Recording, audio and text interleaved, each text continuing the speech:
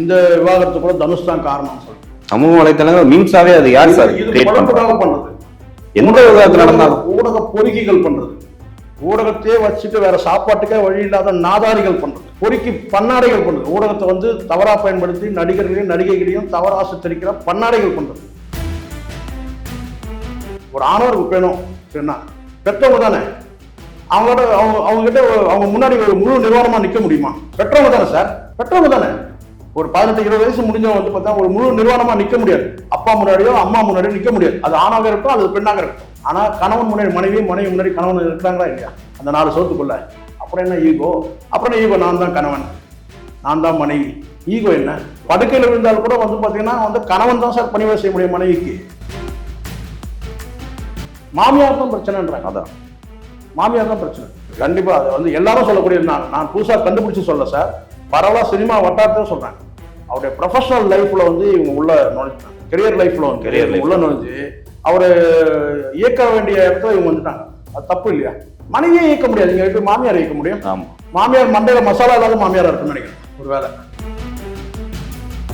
ஒரு 15 வருஷம் வாழ்ந்துட்டு வரவங்களுக்கு இப்ப இந்த 1 வருஷமா தான் இந்த பிரச்சனை இருக்கு.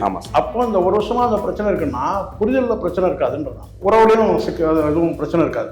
நான் சொல்றது ஆண் பெண் உறவு தான். ஓகே, அதுலயும் கொஞ்சம் சிக்கல் இருக்கு. அப்படி அந்த சிக்கல் இருக்க மாதிரி தான் திருமணம் ஒரு 5 வருஷத்துக்குள்ள வந்துடும் இது எல்லாமே. சொல்றேன், இந்த ஊடகத்தில் இருக்க பொறுக்கி பசங்க அத்தனை பேர் சொல்றேன், மீடியால என்னை கூப்பிடலாம் பரவாயில்ல, என்னை பேசுறது கூப்பிடணும் ரொம்ப நிம்மதியா தூங்குவேன். நீங்க வந்து அந்த ஆர்த்தியும் அந்த தனுஷையும் நிக்க வச்சு ஒரு போட்டோ போறீங்களே, அந்த இடத்துல ஏதோ ஒரு கொண்டாட்டத்துல அவங்க 2 பேரும் வந்து அந்த நாக்க கடிக்கிற மாதிரி ஒரு போட்டோ தமிழ்ல வைக்கிறீங்களா? அடிப்படையில உண்மையா அது சார்? சில மாசங்களாவே பாத்தீங்கன்னா ஊடகங்கள்ல கசிந்து வந்த வதந்தி இப்ப உண்மையா இருக்கு அபிஷியலா. ஜெயம் ரவி ஆர்த்தி, நேற்று தான் ஜெயம் ரவி சாரோட பர்த்டே, டைரக்டா போயிட்டு கோர்ட் வாசல்லாம் ஏறிட்டாரு டைவர்ஸுக்கு. ஆனா இன்னைக்கு வந்து ஆர்த்தி மேம் சேர்ந்து ஒரு அறிக்கை வந்திருக்கு, எங்களுக்கு தெரியாம அது நடந்திருக்கு, பார்க்க பேசவே விட மாட்டாங்க. என்ன சார் நடக்குது 2 பேர் ரிலேஷன்ஷிப்ல? இல்ல இது தெரியாம நடந்ததெல்லாம் இல்லை சார். இப்போ அவர் ஏற்கனவே ஒரு பேப்பர் வந்து வெளியிட்டு இருக்கிறாரு, அவர் கொஞ்சம் வெயிட் பண்ணியிருக்கலாம். முந்தின நாள் பேப்பர் வெளியிட்டு மறுநாள் போய் அவர் வந்து டிவோர்ஸ் கொடுக்குறாருல, அது ஒரு வாரம் வெயிட் பண்ணியிருக்கலாம். ஒரு அறிக்கை வெளியிட்டிருக்கிறாரு, வெளிப்படையாக தெரிவிச்சிருக்கிறாரு, நான் வந்து அவங்களுடைய திருமண வாழ்க்கையிலிருந்து விலகுறேன்னு சொல்லிட்டு. ஓகே, அப்போ அது ஒரு வாரம் வெயிட் பண்ணிருக்கலாம்ல. இவங்க கிட்ட இருந்து என்ன ரியாக்ட் பண்றாங்கன்றது பார்த்துக்கலாம். அஃபிஷியலா நீங்க சொன்ன மாதிரி அஃபிஷியலான்றது வந்து நீதிமன்றத்துக்கு போன பிறகு தான் அது அஃபிஷியல். நீங்க ஒரு பொதுவில் நீங்க ஒரு கடிதத்தை வெளியிட்டால் கூட பார்த்தீங்கன்னா அது உங்களோட பர்சனல் தான், ஆனால் அது பொதுவில் வெளியிடுறீங்க. பட் கோர்ட்டில் போய் ஃபைல் பண்ணும்போது தான் அது அஃபிஷியல் ஆகுது. ஆமாம் சார், சரிங்களா? அப்போ ஒரு பொதுவில் ஒரு தகவல் வெளியிடுறீங்க பொது பார்வைக்கு, அப்போ ஒரு வாரம் வெயிட் பண்ணிருக்கலாம்ல. அப்போ அந்த மாதிரி ரியாக்ட் பண்றாங்கல்ல. ஆமா, அவங்க என்ன சொல்றாங்க, இவர் சொல்லக்கூடியதுன்னு கேட்டால், நான் வந்து நீண்ட காலம் காத்திருந்தேன் அப்படி சொன்னார். வெகு நாட்கள் நான் காத்தது இது வந்து பிரச்சனை முடியும்னு பார்த்தேன், இது அப்படியே முடியலன்ற மாதிரி அவர் தெரிவிக்கிறார். அவர் இந்த மாதிரி சொல்றாங்க, அவரை எனக்கு சந்திச்சு மனம் விட்டு பேச முடியல. ஓகே, அப்போ இவங்க 2 பேருக்கு நடுவில் வேற யாரும் இருக்கிறாங்கன்னு தெரிய வருதா இந்த பிரச்சனையில? ஓகே, 2 பேர் தரப்புலேயே இப்போ அவர் அஃபிஷியலாக ஃபைல் பண்ணது இருக்கட்டும், அஃபிஷியலாக ஃபைல் பண்ணால் கூட ஒரு 6 மாதம் அதுக்கு நீதிமன்றமே அவகாசம் தரும். பல விவாகரத்துகள் வந்து சுமூகமாக முடிஞ்சிருக்கு, சரிங்களா? சுமூகமான என்ன, அதாவது வந்து விவாகரத்துக்கே போகாம விட்ரா பண்ண கேஸ்லாம் இருக்கும். அப்படி இருக்கும்போது இது வந்து என்னன்னா அஃபிஷியலாக ஃபைல் பண்ணிட்டாரு. ஓகே, ஆனால் இப்போ இவங்க தெரிவிக்கிற கருத்து என்னன்னு கேட்டிங்கன்னா, நான் மனம் விட்டு பேசுறதுக்கு நான் முயற்சி பண்ண முடியலன்னு சொல்றாங்கல்ல. அப்போ ஏதோ இவங்களுக்கு 2 பேருக்கும் இடையில வந்து யாரோ இருக்கிறாங்க. ஜெயலலிதா சார் வீட்டில் முன்னாடியே முடிவு பண்ணிட்டாங்களா இந்த டைவர்ஸ்? அதுதான் நான் என்ன சொன்னா, இப்போ ஒரு 15 வருஷம் வாழ்ந்துட்டு வரவங்களுக்கு இப்போ இந்த 1 வருஷமா தான் இந்த பிரச்சனை இருக்கு. அப்போ இந்த 1 வருஷமா அந்த பிரச்சனை இருக்குன்னா புரிதல்ல பிரச்சனை இருக்காதுன்றதான். ஓகே, அண்டர்ஸ்டாண்டிங்ல பிரச்சனை இருக்காது, அல்லது அதை தாண்டி உறவுலையும் எதுவும் பிரச்சனை இருக்காது. நான் சொல்றது ஆண் பெண் உறவு சொல்றேன். ஓகே, அதுலேயும் கொஞ்சம் சிக்கல் இருக்காது. அப்படி அதில் சிக்கல் இருக்கிற மாதிரி தான் திருமணம் ஒரு 5 வருஷத்துக்குள்ள வந்துடும். இது எல்லாமே ஒரு அண்டர்ஸ்டாண்டிங்ல வந்து ப்ராப்ளம்னா கூட சரி, இல்லை உறவுல பிரச்சனைனா கூட ஒரு 5 வருஷத்துக்குள்ள வந்துடும். ஒரு 15 வருஷம் வாழ்ந்துட்ட பிறகு இப்படி ஒரு சிக்கல் வருதுன்னு வச்சுக்கோங்களேன். அப்போ அது எதனால இருக்குன்றதை புரிஞ்சுங்க நீங்க. இது இந்த பிரச்சனை ரஜினிகாந்துக்கு வந்திருக்கு. ரஜினிகாந்த் வந்திருக்கு. ஓகே, ரஜினிகாந்த் வந்து அவருடைய ப்ராப்பர்ட்டி எல்லாம் வந்து நான் சொல்றது வந்து கிட்டத்தட்ட ஒரு 30 வருஷத்துக்கு முன்னாடி உள்ள கதையை சொல்றேன். 90களில் வந்த கதையை சொல்கிறேன். 90கள் அதுக்கும் முன்னாடி 80களில் வந்த கதையை நான் சொல்கிறேன். 80 90க்குள்ளே நடந்த விஷயம். சரியாக சொன்னால் 84 83 அந்த வாக்கில் அவர் என்ன சொல்லிங்கன்னா ஹரே ராம ஹரே கிருஷ்ணா இயக்கத்துக்கு சில சொத்துக்களை எழுதி வைக்கிறாரு. ஓகே. யாரு? ரஜினிகாந்த். அதுக்கு வந்து அவங்க கடுமையாக எதிர்ப்பு தெரிவிக்கிறாங்க. யாரு? அவங்க மனைவி ராதா ரஜினிகாந்த். ஓகே. ஏன்னா இந்த ஆள் இருக்கிறதுலாம் வந்து இந்த சாமியார் மடத்துக்கெல்லாம் எழுதி கொடுத்துறாரு. அப்போ ரஜினி வந்து மனநோய் பாதிக்கப்பட்டு மனநோயால் பாதிக்கப்பட்டு ட்ரீட்மெண்ட்டுக்கு பிறகு வந்த காலகட்டம். அப்போதான் அவர் ஆன்மீகத்தில் போறார். அதாவது மனநோய் வந்து சரியாகணுன்றதுக்காக அது வந்து ஆன்மீகத்துக்கு பயணப்படுறாரு. அந்த ஆன்மீகத்துக்கு பயணப்படும் போது அந்த ஹரே ராம ஹரே கிருஷ்ணா இயக்கத்துக்கு சில சொத்துக்களை எழுதி வைக்கும் போது தான் அப்போதான் வந்து அவங்களுடைய மனைவிக்கும் அவருக்கும் ஒரு கருத்து மோதல் வருது. சரி. சின்ன பிள்ளைகள்லாம் சின்ன பிள்ளைகளை 2 பொம்பளை பிள்ளைகளை வச்சிருக்கிறேன், இந்த ஆள் சொத்தெல்லாம் இப்படிக்கு தர்மஸ்தாபனத்துக்குலாம் எழுதி வைக்கிறாரு அப்படின்னு ஒரு பிரச்சனை. அப்போ அது மாதிரியான ஒரு பிரச்சனை வந்து எப்போ கேட்டால் ஒரு ஆரம்ப காலத்தில் ஒரு 5 வருஷம் 10 வருஷம் வந்துருக்குன்னு வச்சுக்கோங்களேன். இப்போ வந்து உடல் ரீதியான பிரச்சனை இருக்குது, பொருந்தலை 2 பேருக்கும் கருத்து வேற்றுமைன்னா 1 வருஷம் 2 வருஷத்துக்குள்ள வந்துடும். சரிங்களா?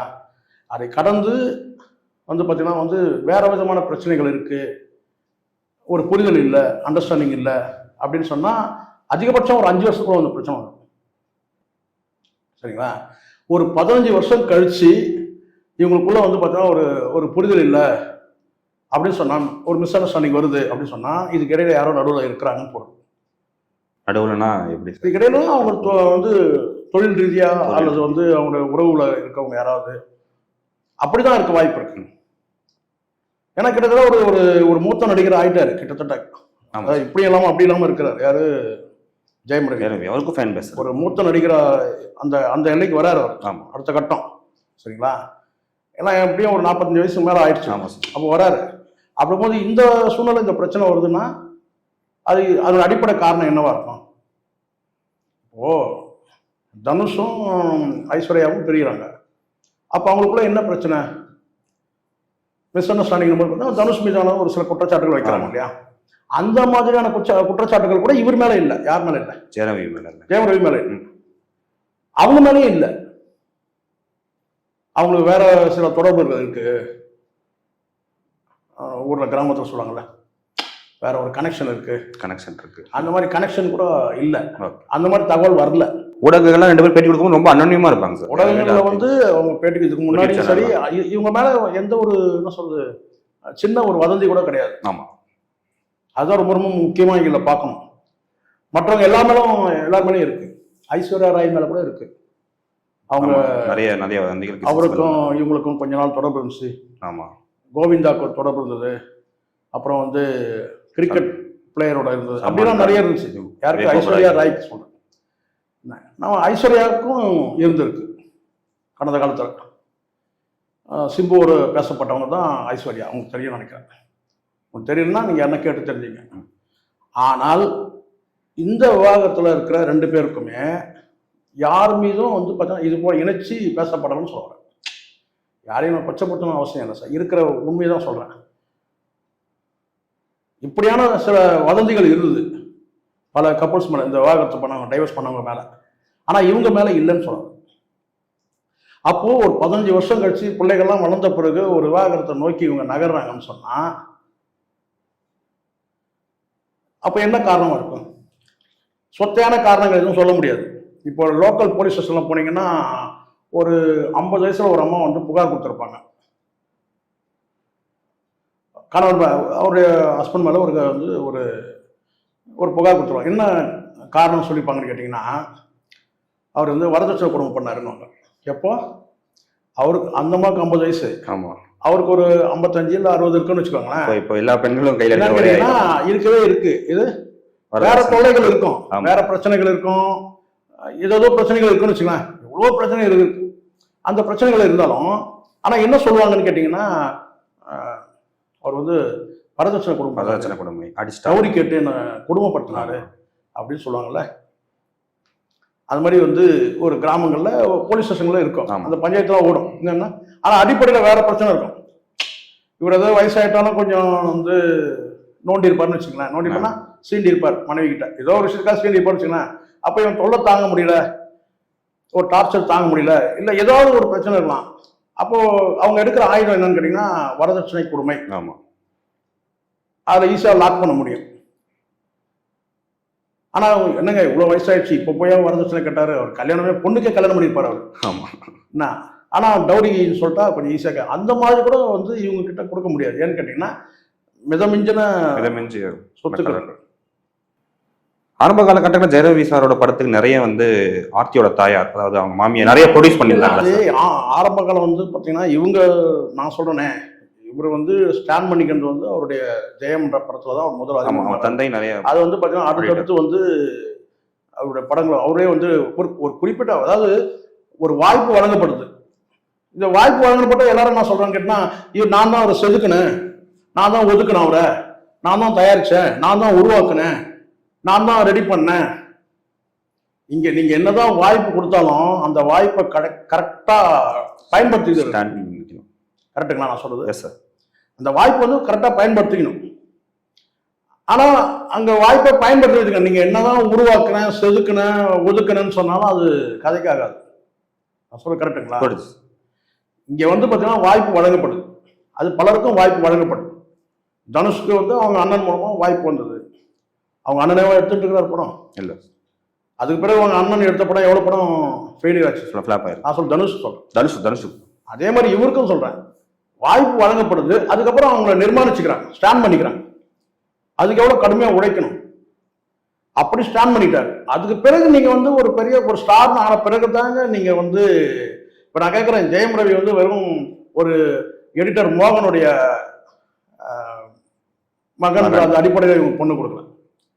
அதுக்கப்புறம் ஸ்டார் வேல்யூ வருது. ஸ்டார் வேல்யூ சொத்து மணி என்னதான் லவ் இருந்தால் கூட ஒரு ஸ்டார் வேல்யூ வரும்போது அந்த ஸ்டேட்டஸ் ஈக்குவல் பாக்குறாங்க. சரி, ஒரு ஆக்டரா இருக்கும், அப்போ இவரோட மகளுக்கு வந்து கொடுக்குறாங்க. அதுக்கு பிறகு வந்து அவருடைய முழு ப்ரொஃபஷனலையும் அவங்க உள்ள நுழையிறாங்க. ஆமா. யாரும் அவங்க மாமியார். ஆமா, நிறைய டாமினேட்டர் சார், நிறைய மாமியாருடைய முழு தலையீடு இருக்கு. அவங்க மாமியார் தான் சார் இந்த டைவர்ஸ்க்கு காரணம். கருத்து சினிமா வட்டாரத்துல நீங்க வந்து யாரை வேணாலும் கேளுங்க, ஜெயம் ரவி வந்து ரொம்ப ரொம்ப டீசென்டான மனுஷன், பெர்ஃபெக்ட் ஜென்டில்மேன், பாரம்பரியமான குடும்பம். ஆனா அவர் வந்து மனசு நொந்து போய் நம்ம கொண்டாட்டியே வேணான்ற அளவுக்கு தள்ளது யாரு? காதல் மனைவி, 2 பிள்ளைகள் இருக்கு. ஆமா. அப்போ எவ்வளவு நாள் அவர் பொறுத்து இருந்திருப்பாரு? எவ்வளவு இவங்களுக்குள்ள அந்த உரசல்கள் எவ்வளவு நடந்திருக்கும்? ஆமா. வார்த்தை பிரயோகங்கள் எவ்வளவு நடந்திருக்கும்? கண்டிப்பா. இங்க நாக்கு தான் எல்லாருக்கும் பிரச்சனையே. இந்த நாக்கு மட்டும் நீங்க சொல்ற அந்த இறைவன் அல்லது இயற்கை வந்து நாக்கு இல்லாம எல்லாரையும் படைச்சா பல பிரச்சனைகள் இருக்காது. எல்லாம் பேசிட்டு உள்ள போய் சேஃபா இருந்துக்கும்பாங்க. நாக்கு தான் வந்து பாத்தீங்கன்னா வந்து கத்தியோட கூர்மையானது. ஆமா. அப்ப எத்தனை விதமான பேச்சுக்கள் வந்திருக்கும், எவ்வளவு இதயத்தை காயப்படுத்தி இருக்கும் 2 தரப்புலையும். இது ஒரு நாள்ல நம்ம உட்காந்து ஊடகத்தை உட்காந்து பேசிடுறோம். என்னன்னு கேட்டா, அவர் பண்ண தப்புங்க, அவர் வந்து இப்படி பண்ணிருக்க கூடாது, அப்படி பண்ணிருக்க கூடாது சொல்றோம். கரெக்டு தான். யாரும் விரும்பி பண்ண, இந்த விவாகரத்தை பொறுத்தவரைக்கும் விரும்பி பண்ண மாதிரி தெரியவே இல்லை. ஓ, சினிமா வட்டாரத்தில் ஒன்று இருக்கு, நீங்க போறதை நான் கண்டுக்கல, நான் போறதை நீங்க கண்டுக்காதீங்க, அப்படி சில விவாகரத்துக்கெல்லாம் இருக்கு. நீங்க அந்த பக்கம் போங்க, நான் இந்த பக்கம் போறேன். நீங்க ஒரு 6 மணிக்கு வந்துடுங்க, நானும் ஒரு 6 மணிக்கு வீட்டுக்கு வந்துடுறேன். இல்லை நைட்டு 10 மணிக்கு நீங்க வாங்க, நான் ஒரு 10:30 மணிக்கு வந்துடுறேன். இப்படி ஒரு அண்டர்ஸ்டாண்டிங் இருக்கு. ஆமா. கணவன் மனைவிக்கு. சிலர் தான், அது எல்லாரும் கிடையாது.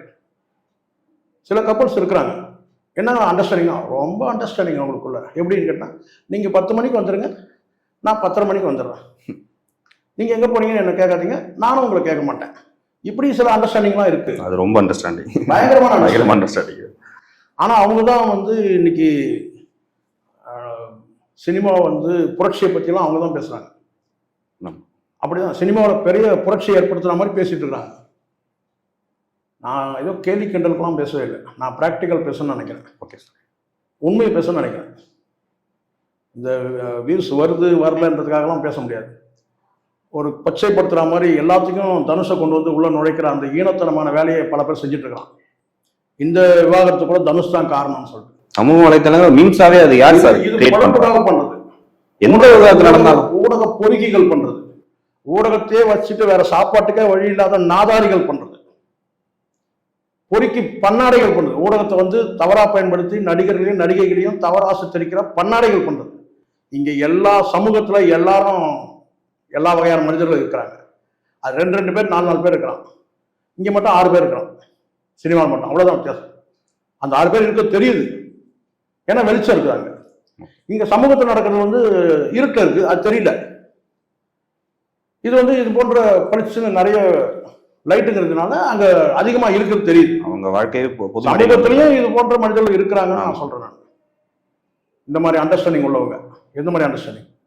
நீ 10 மணிக்கு வந்துடு, நான் 10:30 மணிக்கு வந்துடுறேன். நான் எங்கே போகிறேன்னு நீ கேட்காத, நீ எங்கே போகிறேன்னு நான் கேட்க மாட்டேன். அப்படி வந்து சமூகத்தில் இருக்குது. ஆனால் 1 2 இருக்குது, இல்லை 2 4 இருக்குது, அவ்வளோதான். ஆனால் இங்கே ஒரு 6 இருக்குது. அது வெளிச்சத்தில் இருந்தாலும் இன்னும் நல்லா பிரைட்டாக தெரியும். அவ்வளோதான் வித்தியாசம். அவ்வளோதான். இங்கே வந்து பார்த்தீங்கன்னா இவங்களுக்குள்ள அந்த எல்லா விவாகரத்தையும் வந்து பார்த்தீங்கன்னா ஒன்றா கூட்டாஞ்சோரா போட்டு இந்த பொங்கல் பண்டிகைலாம் வந்து அவங்க தெரியும்னு நினைக்கிறேன். அம்மா என்ன பண்ணுவாங்க? பொங்கல் வைப்பாங்க, பொங்கல்லாம் வைப்பாங்க, எல்லாம் பண்ணுவாங்க. மதியம் எல்லாருக்கும் படையல் போட்டுருவாங்க. படையல் போட்டு சூரிய பகவான். அதுக்கப்புறம் சாயந்தரம் மேலே தாங்காது, சிலது வந்து ஊசி போயிடும். அப்போ 4 மணிக்கு 5 மணிக்கு அடுப்பு பற்ற வச்சுன்னு கட்டினா, அந்த பெரிய ஒரு இட்லி குண்டம் வச்சுன்னு கட்டினா எல்லாத்தையும் அதில் கொட்டுவாங்க. மீந்து போன அத்தனை வடை கடை இருக்கிறது, இந்த பொரியல் கிரியல் வறுவல் எல்லாத்தையும் போட்டு நெசு கட்டினா நல்லா கொதிக்க விடுவாங்க. நல்லா சுண்டை கஞ்சி ஆகிடும். சுண்டிடும். அது பேர் தான் சுண்டை குழம்பு பண்ணுவாங்க. ஆமாம், அது அவ்வளோ பிரமாதமாக இருக்கும். அந்த மாதிரி தயார் பண்ணியிருக்கிறான். இங்கே என்னன்னு கேட்டால், அந்த விவாகரத்துக்கு இதில் போடு, இந்த விவாகரத்துக்கு இதில் போடு, இங்கே இருக்கிற விவாகரத்துக்கு அதில் போடு. எல்லா நடிகை விவாகரத்தையும் சேர்ந்து இப்போ தனுஷ் சுண்டை குழம்பு ஆக்கிட்டு இருக்கிறாங்க. அது இருக்கிற நல்ல ஒரு ரெசிபி என்னன்னு கேட்டீங்கன்னா தனுஷ் தான். தனுஷ் எல்லா விவாகரத்தையும் அவன் தள்ள போட்டு எது கூட சேர்ந்து ஒரு போட்டோ எடுத்து ஒரு பாவமாடான்ற அளவுக்கு இருக்கு இப்போ நிலைமை. நடிகர் எல்லாரும் ஃபேமிலி ஃப்ரெண்ட்ஸா இருக்கலாம். உண்மையிலேயே அடிப்படையில் உண்மை தான் கூட சொல்லுங்க. இப்போ அவன் கதறி அழ முடியல, யாரால? தனுஷால. ஆமா. ஏன்னா இதை பத்தி வெளியே சொல்லுவோம், தவறு நடந்துச்சு, இல்ல தவறு பண்ணிட்டேன், அதுக்கான தண்டனையை நான் அனுபவிக்கிறேன். 140 ரூபாய்க்கு 140 கோடிக்கு நான் வீடு கட்டிட்டு அது வந்து உள்ள உட்கார முடியல, உள்ள படுக்க முடியல, உள்ள தூங்க முடியல, எல்லாம் இருக்கு. 140 கோடியில உள்ள வீட்டுக்குள்ள எல்லாமே இருக்கு. ஆனா எதையும் அனுபவிக்க முடியல. பூட்டி சாவி எடுத்து நான் வந்து படத்துக்கு வந்துட்டேன். எப்போ இருக்கிற மாதிரி ஒரு கேரவன்ல இருக்கிறேன். ஆனா அதுக்காக அந்த தண்டனையை நான் அனுபவிக்கிறேன். அதுக்குன்னு ஊர்ல நடக்கிற அத்தனை விவாகரத்துக்கு ஏன் தள்ள போடுறீங்க? ஒரு நியாயம் வேணாமா? நீங்க போட்டோ போடுறீங்க. நான் சொல்றேன், அந்த ஊடகத்தில் இருக்க பொறுக்கி பசங்க அத்தனை பேரும் சொல்றேன், மீடியால என்னை கூப்பிடலாம் பரவாயில்ல, என்னை பேசுறது கூப்பிடணும், ரொம்ப நிம்மதியா தூங்குவேன். நான் கேட்கறேன்னு கேட்டா, நீங்க வந்து அந்த ஆர்த்தியும் அந்த தனுஷையும் நிக்க வச்சு ஒரு போட்டோ போறீங்களே, அது ஏதோ வந்து ஏதோ ஒரு ஃபன், அந்த இடத்துல ஏதோ ஒரு கொண்டாட்டத்துல அவங்க 2 பேரும் வந்து அந்த நாக்க கடிக்கிற மாதிரி ஒரு போட்டோ, அதை நீங்க போடுறீங்களே, தமிழ்ல வைக்கிறீங்களே, அடிப்படையில உண்மையா அது போட்டோ வச்சா நீங்க போட்டுறீங்களா? ஒரு பொம்பளையோட போட்டோ தான் போட்டுறீங்களா? 2 ஆணும் பொண்ணும் வந்து பாத்தீங்கன்னா அது கல்யாணத்துக்கு முன்னாடி எடுத்தா, கல்யாணத்துக்கு பின்னாடி கூட எடுத்துருப்போம் சார். ஒரு ஃபங்க்ஷன்ல கூட எடுத்திருப்பாங்க. எவ்வளவு பேர் நம்மளும் சேர்ந்து எடுத்துக்கிறாங்கல்ல? நான் கேட்கிறேன், செலிபிரிட்டியா இருக்கும் போது ஒரு போட்டோஸ் வெளியே வருது. அந்த போட்டோ கொண்டு வந்து நீங்க போடுறீங்கல்ல, அந்த போட்டோ வச்சுட்டு நீங்க எழுதுறீங்கல்ல, அது அடிப்படையில உண்மை இருக்கா? ஊடகம்னா மீடியானா நீங்க என்ன வேணா பண்ணுவீங்களா? நீங்க அது நீங்க தான் சார் சொல்லுங்க, நிறைய வரைமுறைகள் தப்பு இல்ல, அது அடிப்படை உண்மை தான் நீங்க சொல்லுங்க.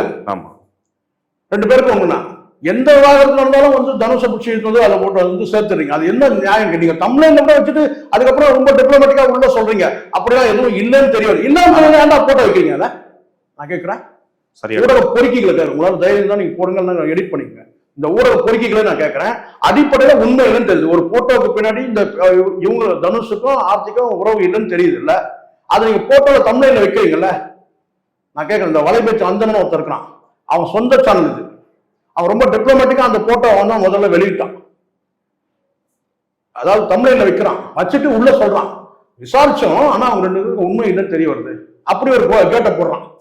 இப்படி போட்டோ வெளியிட்டு அதுக்கப்புறம் நாங்க விசாரிச்ச போது அந்த மாதிரி இல்லை, இது போல நீங்க செய்யாதீங்க, இது மாதிரி நீங்க வந்து உண்மை இல்லாத செய்தியை வெளியிடாதீங்கன்னு நாங்க கேட்டுக்கிறோம் சொல்லிட்டு, அதுக்கப்புறம் நான் செய்யறோம், ஜெயம் ரவி கிட்ட போய் என்ன சொல்றோம், சோபிதாவுக்கும் வந்து ஜெயம் ரவிக்குமே பொன்னியின் செல்வன்ல ஒரு கிசுக்கப்பட்டது, அதுக்கப்புறம் அது உண்மை இல்லைன்னு தெரிய வருது. எப்படி போடுறான் பாருங்க, எப்படி போறான். தப்பு இல்ல, நிறைய விஷயங்கள். நாளைக்கு உங்க குடும்பமும் இருக்குடா, நாளைக்கு உங்க குடும்பம் இருக்கு. நான் மீண்டும் சொல்றேன் சார், நான் அடிப்படையில உண்மை தான் நீங்க சொல்லுங்க. அவங்க சிவகார்த்திகேயனும் தனிப்பட்ட 10% இருந்ததுன்னா நீங்க 90% கூட உருட்டுங்க. அடிப்படையில 0% வந்து பாத்தீங்கன்னா அந்த பொண்ணுக்கும் வந்து பாத்தீங்கன்னா கெட்ட பேர் கிடையாது. அவங்க ஒரு போட்டோ மட்டுமே வச்சுக்கிட்டு நீங்க எவ்வளவு காட்டுறீங்க நீங்க, தப்பு இல்லையா? அது நியாயமா? அது என்ன கேட்டா இப்ப இன்னைக்கு இந்த அறிக்கை வந்திருக்குல்ல, நீங்க படிச்சீங்கல்ல, உங்களுக்கு அந்த அறிக்கையில் என்ன தெரியுது? நீங்களும் படிச்சீங்க. அவங்க வாழணும்னு ஆசைப்படுறாங்க சார். ஒரே வாரம் நச்சுன்னு முடிச்சிட்டீங்க. ஆமா, அவ்வளோ அந்த கான்செப்ட் அவங்க கண்டென்ட் அதான். விவாகரத்து விரும்பல, வாழணும்னு ஆசைப்படுறாங்க. அவங்க இதையும் படிங்க, அவங்களுடைய லெட்டரையும் படிங்க. 2-3 இடத்துல பொம்மும் அப்படியே பிரைவசி, எனக்கு நெருக்கமானவர்களுக்கு பிரைவசி, என்னை சார்ந்தவர்களுக்கு வந்து பார்த்தீங்கன்னா நன்மை பயக்கணுன்றதுக்காக நான் நேற்று அவருக்கு பிறந்த நாள் சார், அவசரமா தட்டியால போயிருக்காரு. நான் சொல்ல புரியுதுங்களா? அவனுக்கும் டைவர்ஸ் பண்ணணும்னு எண்ணம் கிடையாது, இந்த பொண்ணுக்கும் டைவர்ஸ் பண்ணணும்னு எண்ணம் கிடையாது. இந்த பொண்ணு ஒரு ஆறுதலான விஷயம் கேட்டா, கூடுதலான கேட்டா, தன்னுடைய பிள்ளைகளை பற்றி மையப்படுத்தி அது போடுது. மையப்படுத்தி இருக்கு. அது கூட ஒருத்தர் காலைல சொன்னார், எனக்கு ஃபோன் பண்ணி. என்ன சொன்னா, உங்களுடைய நேற்று ஒரு வீடியோ வந்தது, அதில் நீங்கள் பொதுவாக நான் வழக்கமாக சொல்றது, எல்லா நடிகை யாரெல்லாம் டைவர்ஸ் பண்றாங்களோ அப்போ சொல்லுவேன், அவங்க பிள்ளைகள் இருந்தாங்கன்னா அந்த பிள்ளைகளுடைய எதிர்காலம் என்ன ஆகணும். அந்த கேள்வி நான் தான் முதல்ல வச்சேன். ஒரு கிட்டத்தட்ட ஒரு 6 மாசம் நான் பேசிட்டு தான் இருக்கேன். யாரெல்லாம் நீங்க டைவர்ஸ் பண்றீங்களோ அவங்க பிள்ளைகளுடைய எதிர்காலம் என்ன ஆகும், அதை நான் கேட்டுட்டே இருக்கிறேன். நேற்றுக்கு முந்தின நாளும் அந்த வீடியோவை நான் பேசினேன். அப்போ ஒருத்தர் சொல்றாரு, கேட்டேன், நீங்க அந்த பிரச்சனையை நீங்க தான் எடுத்தீங்க சார், பிள்ளைகளுடைய எதிர்காலம் என்ன ஆகணும். இப்போ அந்த அம்மா பிள்ளைகளை மையப்படுத்தி ஒரு 3 இடத்துல தன்னுடைய பிள்ளைகளை மையப்படுத்துறாங்க. ஆமா, 2 குழந்தைகளும். அப்படி இருந்தா சந்தோஷம் எனக்கு. அப்படி எனக்கு என்னுடைய கருத்துக்கும் ஒரு மதிப்பு கொடுக்குறாங்கன்னா அது சந்தோஷம் தான். ஆனால் நான் மீண்டும் நான் சொல்றேன், அம்மாவால மட்டுமே பிள்ளைகளை வளர்த்துற முடியாது. இது ஆர்த்திகம் நான் சொல்றேன், ஒட்டுமொத்தமா யாரெல்லாம் டைவர்ஸ் பண்றாங்களோ அத்தனை பெண்களுக்குமே நான் சொல்றேன், வெறும் தாயால மட்டுமே பிள்ளைகளை வளர்த்துற முடியாது. அது பெண் பிள்ளையா இருக்கட்டும், ஆண் பிள்ளையா இருக்கட்டும், தகப்பன் வேணும். ஆனா சட்டம் அப்படி தகப்பன் மாதிரி இருக்கலாம் பண்ண முடியாது சார். சட்டமும் அந்த இடத்துல விட்டுருது சார். சட்டம் என்ன முடிவு பண்ணி கேட்டா, கணவன் மனைவி 2 பேருக்கும் டைவர்ஸா பிரிச்சு கொடுத்துறாங்க. இந்த ஒழிஞ்சு போங்க, இந்த ஒரு 6 மாசம் டைம், நீங்க இந்த பக்கம் போ, அவன் அந்த பக்கம் போடணும், அப்படிதான் பண்றாங்க. சட்டமா அப்படிதான் இருக்கு. ஆனா பிள்ளைகளோட எதிர்காலம் கணக்குல எடுக்கிறது இல்லை. பிள்ளைகளோட எதிர்காலத்துக்கு என்ன கேட்டா, பிள்ளைகளுக்கு விருப்பம் இல்லைன்னா டைவர்ஸே கொடுக்கூடாது. பிள்ளைகளை கேட்கணும் ஒரு வார்த்தை. இந்த டைவர்ஸ்ல பாத்தீங்கன்னா பிள்ளைகள் ஒரு 18 வயசு முடிக்கணும்னு சொல்லிட்டு, அந்த 18 வயசு முடிஞ்ச பிறகுதான், மேஜர் ஆன பிறகு அந்த பிள்ளைகள்கிட்ட கேட்ட பிறகுதான் இவங்களுக்கு டைவர்ஸே கொடுக்கணும்ன்ற நான். அது வரைக்கும் டைவர்ஸ் கொடுக்கூடாது. கவனிக்க வேண்டிய கருத்து. உண்மையா கொடுக்கூடாதுன்ற நான். இது சட்டம் செய்யக்கூடிய அது ஒரு குறையா நான் பார்க்கிறேன். சட்டம் அதை கவனத்தை எடுத்துக்கணும். 2 பேரும் சேர்ந்து பிள்ளைய பெற்றுக்கிறீங்க, நீ இந்த பக்கம் போயிடும், அவன் அந்த பக்கம் போயிடும், பிள்ளை நடுவோட்டில் நிற்கிறான். தாத்தா எவ்வளோ நாளைக்கு வளர்த்துருவோம், பாட்டி எவ்வளோ நாளைக்கு வளர்த்துருவாங்க? அவங்களே வயசான காலத்தில் பார்த்துக்கூடிய சூழ்நிலை தானே வந்துடுவாங்க. அப்போ அந்த பிள்ளைங்களை எதிர்காலம் வெறும் பணம் மட்டும் கொடுத்துட்டா போதுமா? பணம் மட்டும் கொடுத்துட்டா பணம் பிள்ளைய வளர்த்துருமா? பணம் பிள்ளைய ஒழுக்கமான வளர்த்துருமா? நல்லவனா வளர்த்துருமா? தந்தையின் தாயின் அரவணைப்பு நல்லவனா வளர்த்துருமா? முடியாது. பணம் எல்லாத்தையும் கொடுத்துடாது. அதனால இதை கவனத்தை எடுத்துக்கணும். ஆனா அந்த வகையில் அந்த அம்மா ஒரு ஆறுதலான விஷயம் என்ன கேட்டீங்கன்னா, ஒரு 3 இடத்துல சொல்றாங்க, என்னுடைய பிள்ளைகளுக்காக நான் எதிர்காலத்தில் நான் வாழ்வேன் அப்படிலாம் சொல்றாங்கல்ல. நான் மீண்டும் நான் சொல்றேன், கடந்த காலத்தில் நிறைய உதாரணங்கள் இருக்கு. அது பிரசாந்தோட லைஃப் கூட எடுத்துங்க, டைவர்ஸ் ஆயிடுச்சு. ஆனா ஒரு புள்ள இருந்தாங்க, அவங்க அடுத்தது அவங்க கல்யாணம் பண்ணிக்கல, இருந்தாலும் அங்க தகப்பனுடைய அரவணைப்புல புள்ள வளரணும் சார். வழிகாட்டுதல் வேணும். தாயோட அன்பு இருந்தாலும் தந்தையோட அரவணைப்பு வேணும், வழிகாட்டுதல் வேணும். அப்பதான் ஒழுக்கமா இருக்க முடியும். தாயால அன்பு தர முடியும், ஆனா ஒழுக்கத்தை யார் தர முடியும்? தகப்பன் தான் தர முடியும்.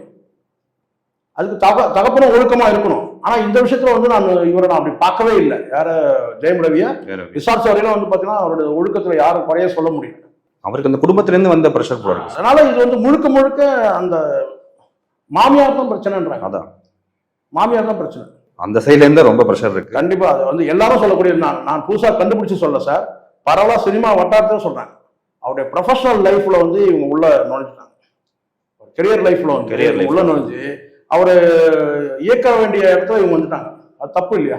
மனைவியே இயக்க முடியாது, நீங்க எப்படி மாமியார் இயக்க முடியும்? ஆமா, மாமியார் மண்டையில மசாலா இல்லாத மாமியாரா இருக்குன்னு நினைக்கிறேன். ஒரு வேலை வெல்த்தியா இருக்கலாம், பட் பணம் இருக்கலாம். பணத்தை வச்சு என்ன பண்றது? பணம் கூட வராது. நீங்க இப்ப நான் கேட்கிறேன், ஆர்த்திக்கு பாத்தீங்கன்னா ஜெயம் ரவி கொண்டு வர சொல்லுங்க அந்த பணத்தை வச்சு. மனசு உடஞ்சிட்டு அப்ப தூக்கி போட்டு போறான்ல. அதேதான். நீ எவ்வளவு பெரிய கோடீஸ்வரர் சொல்றாங்க. சில பேர் 3 மடங்கு பணக்காரர், அவங்க ஜெயம் ரவியோட 3 மடங்கு பணம் இருக்குன்னு சொல்றாங்க இல்லையா? அந்த பணத்தை வேணாம் தூக்கி போட்டு போறான். இந்த பணம் தானே உங்களை என்னை இயக்க வைக்குது. இந்த பணமே வேணாம், தூக்கி போட்டு போறான்ல. ஒரு இடத்துல மனசு உடஞ்சிட்டான்ல, தூக்கி போட்டு போறான். அப்ப நீங்க கொண்டு வர முடியுமா அவனை மறுபடியும்? இங்க பணம் தோத்து போற பல இடம் இருக்கு. நான் நினைக்கிறேன் அது காயத்ரிக்கு தெரியலன்னு நினைக்கிறேன். காயத்ரி தானே அந்த அம்மா பேர்? காயத்ரி தான் நினைக்கிறேன். காயத்ரி தானே சார்? இந்த ஆர்த்தியோட பொண்ணு பேர், சாரி அம்மா பேர் காயத்ரி. காயத்ரி சரி. சரிங்களா? அந்த அம்மா வந்து பார்த்தீங்கன்னா அவங்களுக்கு தெரியல வந்து இந்த பணம் வந்து தோத்து போற இடம் நிறைய இருக்கு, எல்லா இடத்துலையும் பணம் ஜெயிக்காது. அது வந்து அவங்க இனிமேல் அவங்க உணர்வாங்க. ஆனா உணர்ந்து என்ன பிரயோஜனம்? பொண்ணோட வாழ்க்கை போகுது இல்லை. ஆமா. அதான் என்ன கேட்டா இவங்க ஒதுங்கி இருந்தாலே பெட்டர். எனக்கு நான் நினைக்கிறேன் இந்த அடையமா டைவர்ஸ் முடியாது சார். ஏன்னா அந்த அவனுடைய லெட்டரை நம்ம பார்த்தோம், அதுலேயும் அவன் பம்பறான் 2-3 இடத்துல. ஆமா. சரிங்களா? நாங்க விட்டா நாங்க ஒன்னா கூட வாழ்வோன்ற மாதிரி அவனும் சொல்றான். 2 பேர் பர்சனலா கட்டவே விடாது நினைக்கிறேன். குடும்பங்களோட குடும்பத்துலதான் எனக்கு தெரிஞ்சு சினிமாவில் வந்து அங்கொன்னும் இங்க ஒண்ணுமா இருப்பாங்க சார். இந்த நான் இந்த டைவர்ஸை நான் என்ன வேணும்னா முழுக்க முழுக்க சுஜாதா தான் காரணம். மாமியா சுஜாதா தான் சொல்றீங்க. அதனால என்னுடைய பார்வைக்கு நான் சொல்றேன், இவங்க 2 பேரும் இவங்க எல்லாம் ஒதுக்கிட்டாலே அவங்க சுமூகமா சேர்ந்து வாழ்றதுக்கான வாய்ப்பு இருக்கு. டைவர்ஸ் எல்லாம் கொடுக்கறது ஒன்றும் இல்லை சார், நோட்டீஸ் அனுப்பிடலாம். எவ்வளோ பேர் அந்த மாதிரி ஒரு ஜோக்கு நடந்துச்சு. அதை சொன்னால் நீங்கள் எவ்வளோ டைம் எடுக்குன்னு தெரில, நான் ஷார்ட்டாக சொல்கிறேன். அது கொஞ்சம் கேட்கறதுக்கு சுவாரஸ்யமாக தான் இருக்கும். வேற எங்கேயும் நான் சொல்லலை, நம்ம இங்கே தினசேவலில் சொன்ன மாதிரி இருக்கும். ஒரு 2 பேர் இருக்கிறாங்க, கணவன் மனைவி. சரிங்களா? அவங்களுக்கு பிள்ளைகள் இல்லை. ஒரு வருஷத்தில் அவங்களுக்கு மிஸ் அண்டர்ஸ்டாண்டிங் வருது. 2 தரப்புலையும் வந்து பார்த்தீங்கன்னா வந்து நீ என்ன நான் இன்னும் ஒரு சண்டை வாக்குவாதம் வந்துடுது. சின்ன சின்ன பிரச்சனைகள் தான், அடிப்படையில் பெரிய பிரச்சனை இல்லை, சின்ன சின்ன பிரச்சனைகள் தான். 2 குடும்பத்தில் இந்த சைடில் ஒரு 10 பேர், அந்த சைடில் ஒரு 10 பேர் அப்படியே அடிச்சுக்கிறாங்கன்னு வச்சுக்கோங்கண்ணா. இது நீ என்ன நான் என்ன கல்யாணத்தில் நீ மதிக்க, அது கூட ஒரே இவங்களுக்கு பெரிய போராட்டம் வருது. 2 குடும்பத்துக்கு பிரச்சனை வருது. அப்போ என்ன செய்றாங்கன்னு கேட்டால் நேராக வந்து போலீஸ் ஸ்டேஷன் போகிறாங்க, பஞ்சாயத்து நீ வந்து நீ கோர்ட்டில் போய் தீர்த்துங்கன்னு சொல்கிறாங்க. இவங்க டைவர்ஸ் அப்ளை பண்ணிடுறாங்க 2 பேரும். நீதிமன்றம் வந்தபோது குடும்ப நல கோர்ட்டில் வந்து நான் பார்க்குறேன், ஒரு மாவட்ட கோர்ட்டில் 2 தரப்புலையும் வந்து பார்த்தீங்கன்னா இந்த சைடில் ஒரு 15 பேர், அந்த சைடில் ஒரு 15 பேர் ஏதோ நீதிமன்றத்திலே டைவர்ஸ் அப்ளை பண்ண வந்திருக்கிறாங்க. அதான் ஃபர்ஸ்ட் ஹியரிங் கோர்ட்டில் ஒரு பேர், இங்கே 15 பேர், அங்கே 15 பேர் விட்டா அங்கேயே அடிச்சுப்பானு போல இருக்கு அப்படின்னு தான். ஆமாம் அப்படி. அதுக்கப்புறம் ஒரு ஒரு மாதம் கழிச்சு அடுத்த நெக்ஸ்ட் ஹியரிங்ல வந்து பார்த்தீங்கன்னா இந்த சைடில் வந்து 5 குறைஞ்சிச்சு, அந்த சைடில் 5 குறைஞ்சி 10 பேர் இருந்தாங்க. அதுக்கப்புறம் அடுத்த ஹியரிங்ல வந்து பார்த்தீங்கன்னா இன்னொரு 5 குறைஞ்சி, அங்கே ஒரு 5 குறைஞ்சி, ஒரு 5 பேர். அதுக்கப்புறம் பார்த்தீங்கன்னா இந்த சைடில் வந்து அம்மா அப்பா அண்ணன் தம்பிங்க அந்த பொண்ணுக்கு, அந்த சைடில் வந்து அம்மா அப்பா அக்கா தங்கை இந்த மாதிரி தம்பி இந்த மாதிரி ஒரு 5 பேர். அதுக்கப்புறம் பார்த்தீங்கன்னா வந்து இந்த சைடில் இந்த பொண்ணோட அப்பா வந்தார், அந்த சைடில் அந்த பையனோட அப்பா வந்தார். 2 பேர் தான் வந்தாங்க. அவங்க மட்டும் ஒரு 2-3 ஹியரிங்க்கு வந்துகிட்டே இருந்தாங்க சொல்லிட்டாங்க. ஒரு கட்டத்தில் வந்து பார்த்தீங்கன்னா அதான் நீதிமன்றத்தோட சொல்லுவாங்களா, நீதிமன்றத்தில் போனால் லேட் ஆகுதுன்றாங்க பார்த்தீங்களா, அவங்களுக்கு இதை சொல்கிறேன். நீதிமன்றம் வந்து அடுத்தடுத்து ஹியரிங் போட்டுட்டே இருக்கு. அதுக்கப்புறம் பார்த்தீங்கன்னா 2 பேரும் கப்புள்ஸ் தனியாக வராங்க. அந்த பொண்ணு தனியாக வருது, கையில் டிஃபனோ சாப்பாடு எடுத்துகிட்டு வருது. அவனும் வந்து தனியாக வரான். 2 பேரும் வந்து தனித்தனியாக அவன் வர அந்த வராண்டால் நிற்கிறான், இது இந்த வராண்டால் நிற்குது. இப்படி தான் வந்து ஒரு 2-3 ஹியரிங் போச்சு சொல்லிட்டான். அந்த பொண்ணு வந்து தனியாக வரும்னு வந்து வருது, இவனும் வந்து வரான், கையில் பேகு எதுவும் இப்படி வந்து நிற்கிறான். அது அந்த காம்பவுண்டில் நிற்குது, அந்த கேட்டில் நிற்குது, இந்த வாசலில் நிற்கிறான். இப்படி தான் அந்த கோர்ட்டில் நடக்குது. ஒரு நாள் வந்து பார்த்தீங்கன்னா நல்ல ஒரு காலையில் வெயில் நல்லா அடிக்குது 10 மணிக்கு. அந்த பொண்ணு மயக்கச்சு வந்துச்சு. எங்கே வந்துச்சுன்னு கேட்டிங்கன்னா அந்த கோர்ட் வாசல், அந்த கேம்பஸ்லேயே விழுந்துச்சு, அந்த வளாகத்திலே விழுந்துச்சுன்னா. இந்த கோர்ட்டில் ஜட்ஜி இருக்காருன்னா அந்த வாசல் இருக்குல்ல, அங்கே அப்படியே மயங்கி செஞ்சிச்சு. உடனே வந்து இவன் ஓடி போய் பிடிச்சினான், அதை கீழே வந்து தூக்கி மடிக்க வச்சுட்டு தண்ணி கொடுங்க தண்ணி கொடுங்க தண்ணி கொடுங்க தண்ணி கொடுங்கன்றான். தண்ணி கொடுங்க தண்ணி கத்துவான், தண்ணி கொடுங்க தண்ணி கொடுங்கன்றான். அப்புறம் அங்கேயும் தண்ணியை துடுக்கிட்டா மூஞ்சில் தெளிச்சு தண்ணி கொடுத்துன்னா அது அப்படியே தொடச்சி கிழிச்சிட்டு வந்து அப்படியே வந்து ஓரமாக நின்றுச்சு. அப்படியே ஒரு ஓரமாக நின்றுச்சு அப்படி கட்டினா என்ன காலை சாப்பிடலையான்றான். அது தெரியுது, அவன் இன்னும் கேட்குறான், அது சட்டையே பண்ணல இவன். அப்படி ஒரு வாரமாக நின்றுச்சு. இப்படி போயிட்டு அதுக்கப்புறம் கேஸ் முடிஞ்சு அப்படியே போயிடுச்சு. அடுத்த ஹியரிங்க்கு ஒரே ட்ரெயினில் அல்லது ஒரே பஸ்ஸில் 2 பேரும் ஒன்றாவே வராங்க. இன்னும் கொஞ்சம் டிஸ்டன்ஸ் இருக்குது, அவ்வளோதான், ஒன்றா வராங்க. அதுக்கப்புறம் அடுத்த ஹியரிங்க்கு வந்து மத்தியானம் மேலே தள்ளி வைக்கிறாங்க விசாரணைக்கு. மத்தியானம் சாப்பிடும்போது பார்த்தீங்கன்னா வந்து ஹோட்டலில் உட்காந்து சாப்பிட்டுக்கிறாங்க 2 பேருமே. இவன் இந்த பக்கம் உட்காந்து சாப்பிட்னா 2 பேரும் வந்து ஒன்றா ஒரே டேபிளில் எதிர் வேற யாரும் பக்கத்தில் சாப்பிட்டு இருக்கிறாங்க. 2 பேரும் பேசினே இருக்கிறாங்க. 2 தரப்பு வக்கீலும் பார்த்துட்டு தலையாட்டினாங்க இது சொல்லிட்டு தெரிய முடியாது. அதுக்கப்புறம் நேராக போனவனன்னு கேட்டிங்கன்னா 2 தரப்புலையுமே நல்ல அட்வொகேட்ஸ் 2 பேருமே. 2 பேரும் கூப்பிட்டு நீங்கள் ஒன்றா உட்காந்து சாப்பிட்றதுக்குள்ள நாங்கள் பார்த்தோம், இப்போ எதுக்கு இந்த டைவர்ஸ் எங்க? அதான் சார் நீங்கள் நல்லபடியாக முடிச்சு விட்ருங்க, இது நீங்கள் நல்லபடியாக முடிச்சு விட்ருங்க. அவர் பக்கத்தில் இருக்கிற ஒருத்தர் சொன்னார், எதுன்னு கேட்டிங்கன்னா வேற ஒருத்தர், அதாவதுன்னா அந்த வழக்கில் சம்மந்தம் இல்லாத ஒருத்தர் சொன்னார், நான் ஆரம்பத்தில் இப்படிலாம் மனஸ்தாபம் வருங்க, பெரியவங்களாம் பேசி அந்த முடிவு எடுக்கும் போது முடிவு எடுத்துடணும். ஆனால் இந்த பெரியவங்களுக்குள்ள ஏற்பட்ட அந்த பிரச்சனை தான் உங்களுக்கு இப்படி ஆயிருக்கு அப்படின்ற மாதிரி ஒரு மூன்றாவதாக இருக்கக்கூடிய ஒரு அங்கே இருக்கிற ஒரு சொல்றாரு. எதுக்கு சொல்கிறேன்னா, அதுக்கு பிறகு அவங்க பார்த்தீங்கன்னா சுமூகமாக முடிச்சு அவங்க அனுப்பிச்சிட்டாங்க. அன்றைக்கி ஈவினிங்கே வந்து பார்த்தீங்கன்னா கேஸெல்லாம் வாபஸ் வாங்கிறதுக்கான அந்த பேப்பர்லாம் கேட்டு வாங்கி இவங்க அனுப்பிட்டாங்க. அடுத்த இயரிங்க்கு நீங்கள் வராதிங்கன்ட்டாங்க. ரெண்டு பேரும் ரொம்ப சந்தோஷமாக போகிறாங்கப்பா.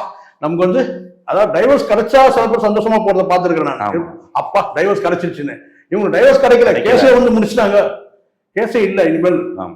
எதுக்காக சொல்றேன்னா, நீங்க கணவன் மனைவி ரெண்டு பேரும் தான் ஒரு விஷயத்த முடிவு எடுக்கணும். இது வந்து வாழ்க்கை. இங்க மூன்றாவது நபர்கள் யாரும் உங்களோட நீண்ட காலம் பயணிக்கவே முடியாது. அண்ணன் தம்பி மாமன் மச்சான் சொந்தம் பந்தம் பஞ்சாயத்துக்காரன் அவன் இவன் நண்பன் அவன் எல்லாம் வருவான். ஆனா அவனுடைய வாழ்க்கையில அவன் முடிவு எடுக்கிறதுக்கு அவனுக்கு உரிமை இருக்கு. பெற்றோர்கள் கூட ஒரு கட்டத்துக்கு வர முடியாது. எல்லாருமே சொல்றேன், மூன்றாவது மனிதர்கள் தான் எல்லாருமே. கணவன் மனைவி உறவுல உறவுகள் கூட இருக்கட்டும், ஆனா அவங்க யாரு? மூன்றாவது மனிதர்கள் தான். கணவன் கொடுக்கக்கூடிய அத்தனையும் வந்து பாத்தீங்கன்னா வந்து அப்பா தர முடியாது. மனைவி தரக்கூடிய அத்தனையும் வந்து பாத்தீங்கன்னா அம்மா தர முடியாது. அப்போ உங்களுக்கு என்னன்னு கேட்டீங்கன்னா, முழுக்க முழுக்க இன்னும் ஒரு அடி மேல சொல்றேன், பழிச்சுன்னு உங்களுக்கு கஷ்டமா இருக்கும். பாவம், நீங்க தான் கஷ்டப்படணும், போட முடியாது. இங்க ஒரு ஆணோ ஒரு பெண்ணோ வந்து பாத்தீங்கன்னா, ஒரு ஆணோ ஒரு பெண்ணோ சரிண்ணா பெற்றவங்க தானே. அவங்களோட அவங்க கிட்ட அவங்க முன்னாடி ஒரு முழு நிர்வாணமா நிக்க முடியுமா? பெற்றவங்க தானே சார், பெற்றவங்க தானே. ஒரு 18-20 வயசு முடிஞ்சவங்க வந்து பார்த்தா ஒரு முழு நிர்வாணமா நிக்க முடியாது.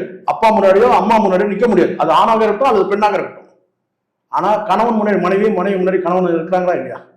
அந்த 4 சோத்துக்குள்ள அப்புறம் என்ன ஈகோ? அப்புறம் என்ன ஈகோ? நான் தான் கணவன், நான் தான் மனைவி. ஈகோ என்ன?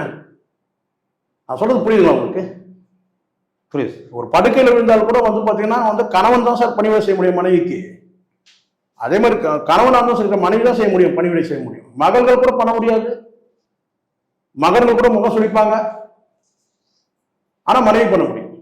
ஒரு கணவனுக்குள்ள அத்தனை பணிவிடை செய்ய முடியும். அதே மாதிரி மனைவிக்கும் பண்ணணும். அதனால என்னை கேட்ட உட்கார்ந்து பேசணும்ன்ற நான்.